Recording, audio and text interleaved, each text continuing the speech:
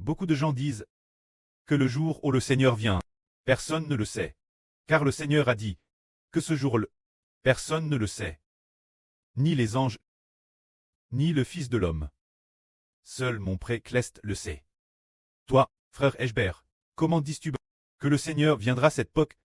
Ashbert a dit. Ashbert sait vraiment que le Seigneur viendra sûrement cette époque. Car la venue du Seigneur, c'est celui appelle roi des rois et seigneur des seigneurs, descendant du ciel, pour détruire toute l'humanité. C'est cela l'avènement du Seigneur. Le Seigneur est descendu, mais avant que le Seigneur ne descende, le Seigneur doit enlever ceux qu'il aime au ciel, ou les faire ressusciter au ciel avant l'avènement du Seigneur. Il en sera forcément ainsi. Alors comment frère Eshbert sait-il vraiment et profondément que cette époque, le Seigneur descendra sûrement, et comment sait-il profondément que toutes les choses de cette époque, toutes les choses de l'univers seront détruites? C'est parce que le précleste a personnellement permis frère Eshbert de voir en RVE. Et frère Eshbert est madame devenue le protagoniste du RVE, le protagoniste du retour du Seigneur. Tout d'abord frère Eshbert va expliquer un RVE.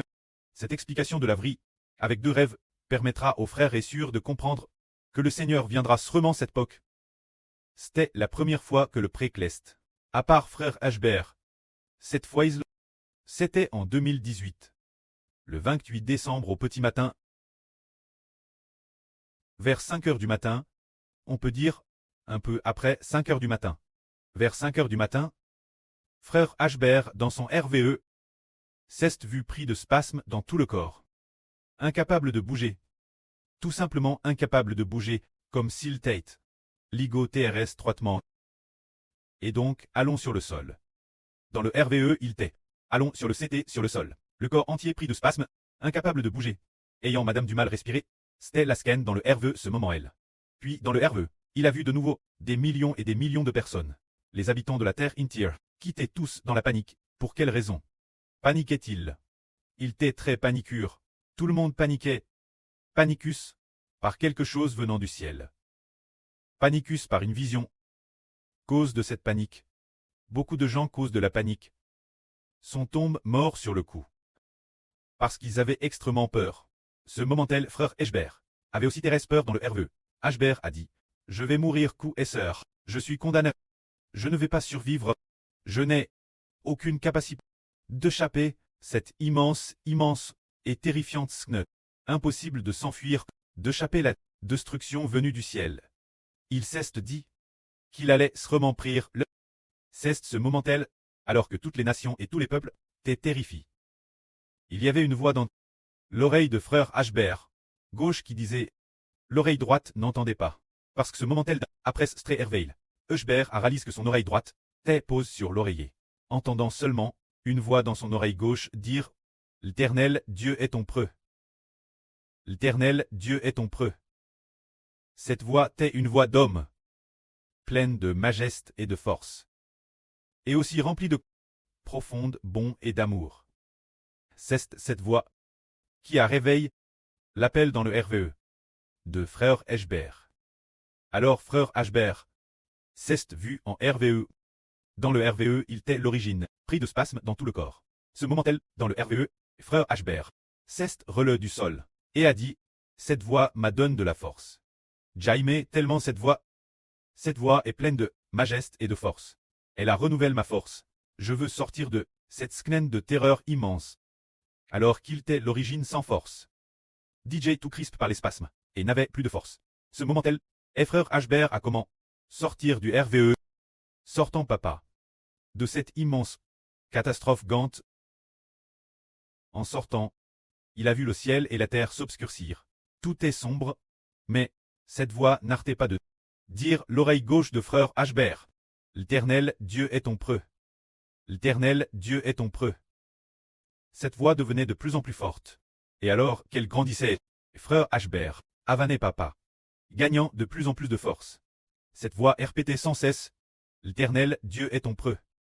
Frère Eshbert entendait cette voix devenir de plus en plus forte, comme des fleuves tumultueux, comme les vagues d'une mer Chan. Le bruissement était immense. Ce moment-là, Frère Hbert a retrouvé ses forces.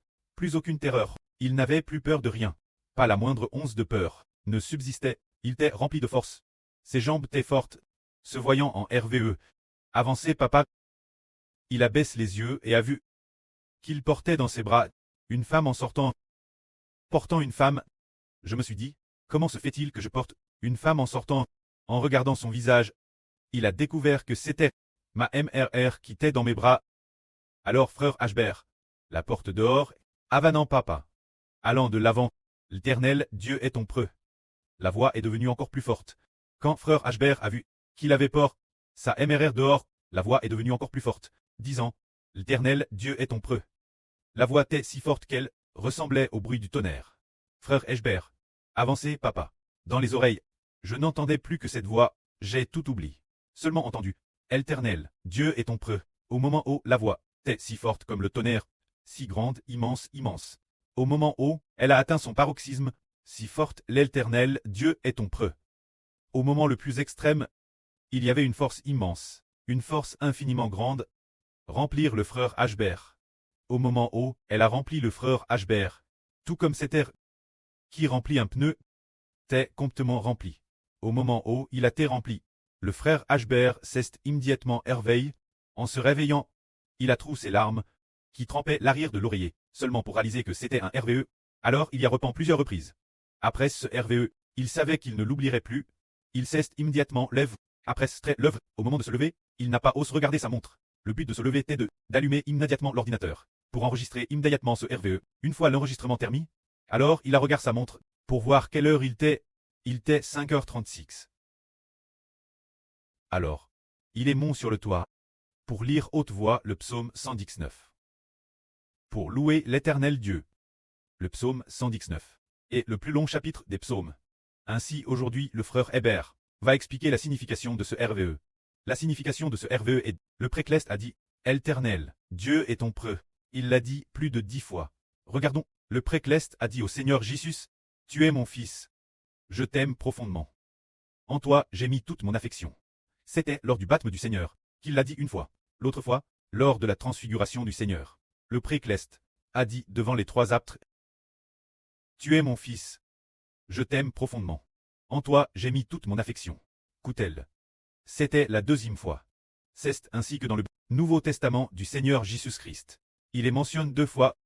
Le précleste aime le Seigneur. Alors le précleste aime certainement le Seigneur, TRS profondément, mais il ne l'a dit que 2 fois. Pourtant le précleste a dit au frère Hbert, cela plus de 10 fois. Pour quelle raison est-ce? Est-ce parce que le frère Hbert a un ministre plus honorable que celui du Seigneur, pour qu'il en dise plus au frère Hbert? Ce n'est pas le cas. Cause de cela. C'est en raison d'une chose. C'est parce que, non seulement il a choisi le frère Hbert comme fils du précleste, mais aussi parce que cette époque est l'époque de la grande tribulation. Donc, il voulait lui redire avec insistance que le précleste aime Hbert, afin que le frère Hbert ait la force de traverser la grande tribulation venir, car le frère Hbert dans le RVE était comme pris de spasmes dans tout le corps, incapable de bouger. Et puis, l'humanité ce moment-elle était extrêmement panique, parce que la grande tribulation se terminait pendant la période de la grande tribulation. Puis la grande tribulation, quand elle est sur le point de se terminer, toutes les nations et tous les peuples verront dans le ciel la scène de la venue du Seigneur. Et ce moment-elle, dans les bras du frère Hbert, tenant une femme, est sorti et a vu que c'était sa propre MRE. Alors dans le RVE, il y avait un preux, il y avait une MRE, qui est le preux. Ici il est dit, l'Éternel Dieu est ton preux. Alors Dieu l'Éternel est le preux. Ensuite le RVE dit qu'il tenait cette femme et qu'en regardant c'était sa MR. Alors c'est la MRE terrestre. Mais cette MRE, en fait est une préfiguration. Bien SR le frère Hbert. Selon la chair, sa MRE doit rester vivante, pour trait en l'œuvre au ciel, mais le frère Hbert, qui a sorti dans le RVE, cette MRE qui est-elle? C'est la femme de l'Apocalypse.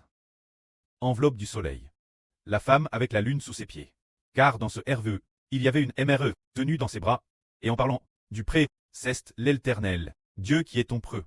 Alors ce preux, son épouse, est notre MRE. Sa femme est notre MRE.